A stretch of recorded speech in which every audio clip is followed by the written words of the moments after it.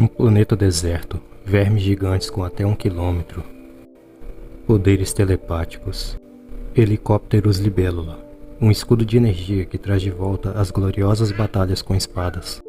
Conheça o universo de Duna. Pela narração de uma guerreira Fremen chamada Shane, conhecemos Arrax, o planeta deserto. Aqui existem tempestades de areia que podem cortar até ferro. Os Fremen são guerreiros nativos de Arrax, com característicos olhos azuis, resultantes de uma longa exposição a uma especiaria chamada Spice, que só pode ser encontrada em Arrax. O ano é 10.191 e vemos que a humanidade agora domina as viagens interestelares e se espalhou por grande parte do universo. Planetas agora são nações, cada uma governada por uma casa nobre com seus respectivos líderes, chamados de duques. O universo agora é um grande império, dominado por um único imperador, chamado Shaddam Corrino IV. Nas palavras da guerreira Fremen, chamada Shane, vemos que seu planeta deserto Arrax é o mais cobiçado de todos, pois só nele é possível encontrar a especiaria, a substância mais valiosa de todo o universo, pois sem ela, viagens interestelares não seriam possíveis, pois ela tem o poder de prolongar a vida humana. Então Shane nos conta que seu planeta é governado por uma ditadura cruel, por uma das casas do Império, a Casa Harkonnen, que os oprime e massacra, e retira o máximo possível de especiaria de seu planeta. Mas de repente, após longos 80 anos de exploração, a Casa Harkonnen, a pedido do Imperador, de repente deixa o planeta. Então Shane se pergunta, por quanto tempo eles estão livres da exploração do Império? E quem serão seus novos opressores? Após deixarmos Arrax, partimos para o planeta Caladan, no qual é governado pela Casa Atreides. Então nos é apresentado o protagonista, Paul, filho de Leto, o duque da Casa Atreides. E vemos que Paul possui algumas habilidades especiais, como por exemplo ver o futuro, inclusive uma habilidade chamada de A Voz, na qual ele consegue controlar a mente de pessoas através de comandos. Habilidade essa que foi ensinada por sua mãe Jéssica, a duquesa da Casa Atreides. Jéssica faz parte de uma irmandade, composta por mulheres, com capacidades mentais e físicas aprimoradas, chamadas de Bene Gesserit. Cortamos para uma reunião com os Atreides, no qual um grupo político, chamados Let's Had, representantes do Imperador, informam que os Atreides são os novos escolhidos para comandar a Arrax e extrair sua especiaria. Quando perguntado se aceitaria o pedido do Imperador, Leto, ainda que relutante, aceita. Após isso, vemos Paul em sua sala de treinamento, na qual seu professor será Garnet Halleck, já que seu principal professor, Duncan, havia partido na frente para o planeta Arrax. Durante o treinamento, entendemos como funciona o escudo de energia, que trouxe de volta as gloriosas batalhas com espadas, já que apenas ataques lentos conseguem ultrapassar o escudo. E para isso, eles usam lâminas. Quando a luta acaba, Garnet pergunta a Paul se ele tem ciência da gravidade do que está acontecendo. Explica que quando o Imperador tomou da Casa Harkonnen o domínio sobre o planeta Arrax, isso não foi um presente, pois a Casa Harkonnen fazia fortuna explorando a especiaria do planeta, e sabendo que a Casa Harkonnen era uma das mais cruéis do Império, o Imperador decidiu colocá-los contra os Atreides para eliminá-los, já que o Império começava a vê-los como líderes, e isso incomodava o Imperador, que queria eliminar a concorrência. Após o treinamento, vemos Paul conversar com seu pai Leto, no que nos é revelado que Leto não pretende oprimir o povo Fremen em Arrax, e sim fazer uma aliança com eles. Logo após isso, a cena corta para Paul sendo acordado por sua mãe no meio da noite. Então ela o leva secretamente para se encontrar com a vidente do Imperador, a reverenda Madre Gaius Helen Morhian, uma líder das irmãs Bene Gesserit. Então ela aplica um teste em Paul. Ela induz Paul a colocar a mão em uma caixa e em seguida coloca uma agulha envenenada em seu pescoço. E o teste consiste em Paul não retirar a mão da caixa, pois senão ela iria enfiar-lhe a agulha envenenada. Isso é para saber se Paul é capaz de suprimir seus instintos primitivos, para saberem se ele tem o potencial de ser o Messias de sua profecia. Então Paul passa no teste de uma forma um tanto quanto impressionante. Então vemos que Paul é um dos poucos, ou se não o único homem a ser ensinado no caminho das Bene Gesserit, e também que elas vêm comandando a política do Império através das sombras há muito tempo. Após essa noite, vemos a família Atreides partir para o planeta deserto e ao chegar lá conhecemos um helicóptero inspirado em libélulas, que é no mínimo curioso. E deixem aí nos comentários, vocês já viram algo assim em algum filme? Quando os Atreides entram em seu novo palácio, nos é apresentado Duncan, grande amigo e mestre de Poe, com quem ele anda bastante preocupado, pois tem tido visões de sua morte. Porém, Duncan não leva as visões de Poe a sério. Logo instalados em sua nova morada, Poe sofre um atentado através de um inseto robô, que foi comandado por um guerreiro Harkonnen, que havia sido deixado ali cimentado em uma parede quando os Harkonnen deixaram o planeta. Os Atreides deveriam ter visto isso como uma declaração de guerra. Vocês verão que eles demoraram a tomar alguma atitude. No outro dia conhecemos Kainens, uma ecologista imperial que também faz parte do povo Fremen. Ela pretende acompanhar Poe e Leto, que estão indo ver como funciona a colheita de especiaria. Então conhecemos o traje do deserto, um traje especial projetado pelos Fremen que recicla toda a água do corpo, incluindo suor, urina e até a umidade da respiração, e a torna em água potável para ser reconsumida. Kainens diz que um traje em boas condições desperdiça pouquíssimas gotas de água por dia, além de proteger a pessoa que o usa do calor escaldante do deserto. Ao verificar o traje de Poe e Leto, percebe que Poe havia vestido o traje de forma correta, e lembra de sua profecia que dizia que seu Messias conheceria seus costumes como se tivesse nascido neles. Logo após chegarem às colheitadeiras de especiaria, vemos um verme gigante se aproximando ao horizonte do deserto. Então a aeronave responsável por içar a colheitadeira nesses momentos acaba dando problema em um dos cabos, o que torna impossível a tarefa. Leto usa seus 3 helicópteros para salvar os tripulantes na colheitadeira. No meio da confusão, Poe acaba inalando a poeira com especiaria e acaba tendo visões. Por conta disso, quase é pego pelo verme, sendo salvo por Garney. Com isso, descobrimos que Poe é sensível à especiaria. Com esse incidente, a Casa Atreides percebe que todo o maquinário deixado para trás pela Casa Harkonnen está com defeito, para que eles tenham dificuldades na colheita de especiaria.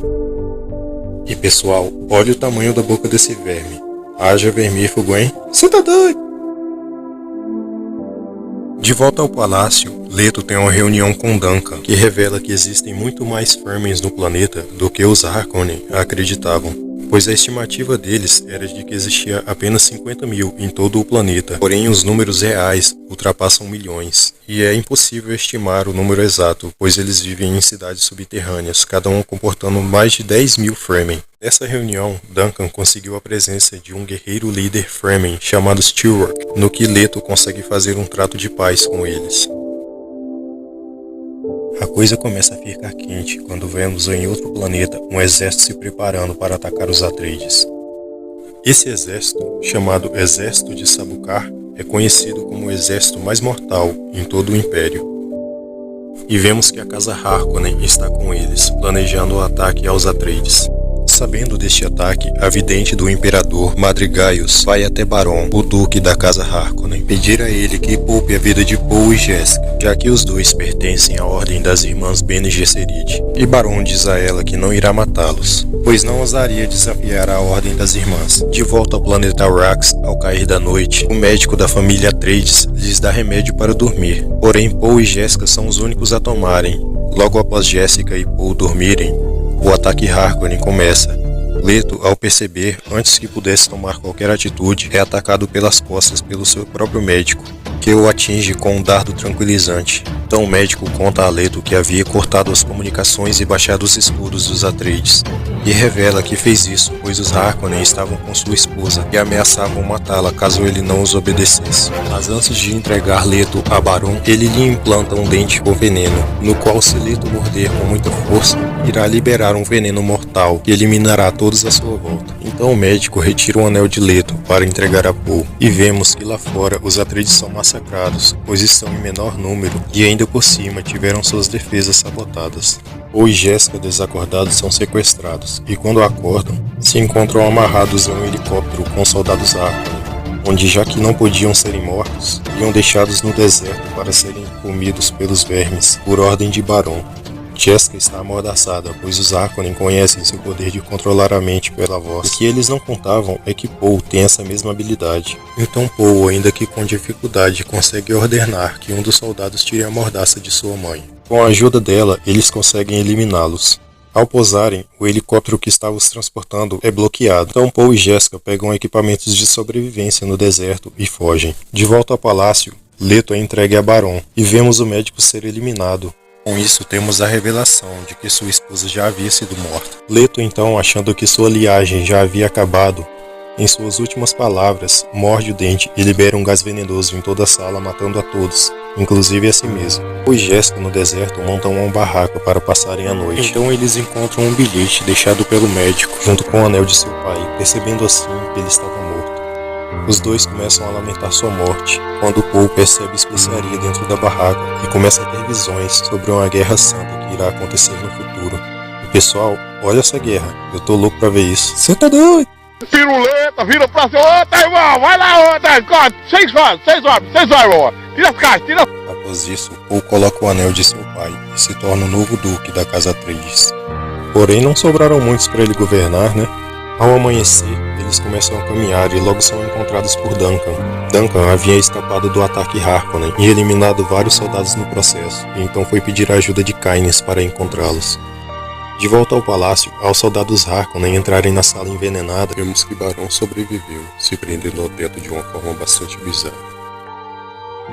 De volta ao deserto, Caines leva os 3 Atreides sobreviventes para um abrigo, uma estação de terraformação abandonada que serviria para bombear água por debaixo da terra.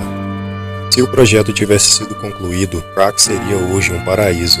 Porém, ao descobrirem a especiaria, ninguém mais queria que o planeta deixasse de ser um deserto. Pois sem deserto, sem vermes gigantes. Sem vermes gigantes, sem especiaria, já que ela é produzida por eles. Logo, o exército de Sardaukar chega a este abrigo.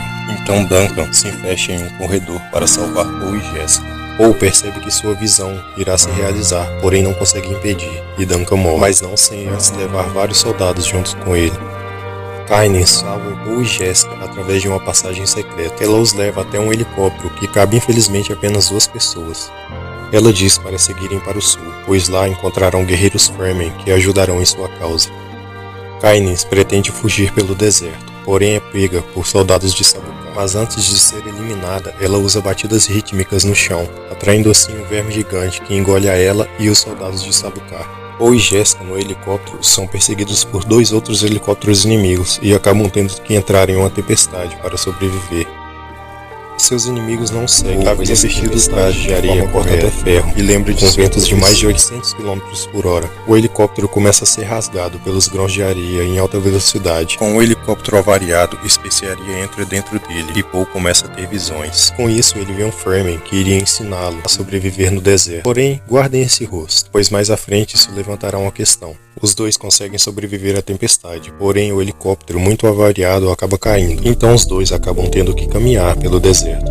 Porém, caminhar de forma comum atrai os vermes. Por sorte, Paul estudou sobre os Fremen e aprendeu a forma com que eles caminham para não atraírem os vermes, com passos característicos que imitam o som natural do planeta. Eles caminham dessa forma o dia inteiro. Em um momento, Paul acaba pisando em uma areia, que faz um som de eco, uma areia chamada de areia de percussão. Isso atrai um verme gigante e uma desesperada corrida começa. Ai, socorro!